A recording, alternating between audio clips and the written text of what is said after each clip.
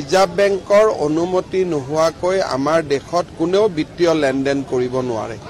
কিন্তু ৰাইজক মই এটাই অনুৰোধ কৰিম যে ৰিজাৰ্ভ বেংক আৰু ৰিজাৰ্ভ বেংকৰ অনুমোদিত সংস্থাতহে যাতে নিজৰ টকা পইচা জমা কৰে, নহলে বাৰে বাৰে আমি এনেকে ঠগ আৰু প্ৰবঞ্চনাৰ বলি হৈ থাকিব লাগিব। এইখিনি এনেকুৱা কাম চলি আছে, আমি ৰাইজৰ সহযোগিতা বিচাৰিছো, ৰাইজে জনাব লাগে যোনে য'ত এনেকুৱা কামত আছে আমি গোটেই বস্তুটোকে নোহোৱা কৰিম।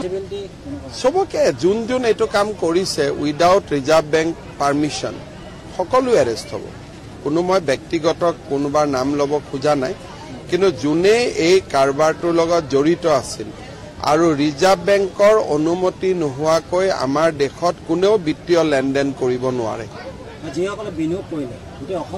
তেওঁলোকে জানি বুজি চৰকাৰক নুসুধাকৈ কাৰো লগত কথা নপতাকৈ বিনিয়োগ কৰাটো ভুল হৈছে। ভৱিষ্যতে যাতে এনেকুৱা কোনেও বিনিয়োগ নকৰে তাৰ বাবে মই অনুৰোধ জনাম, আৰু পুলিচে চেষ্টা কৰিব কাৰ পৰা কিমান টকা যদি উদ্ধাৰ কৰিব পাৰি।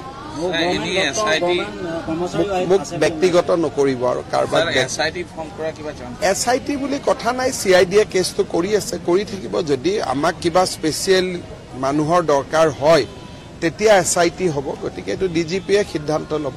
কালি ডিব্ৰুগড় আমাৰ পুলিচে আমাৰ বাইট দিছে যে অন্য ষ্টেটতো এইটো এইটো গোটেই অল অভাৰ ইণ্ডিয়াতে হয়, আৰু আমি ভাৰত চৰকাৰকো আমি জনাইছো যে এনেকুৱা ঘটনা এটা চলি আছে। Thank you sir.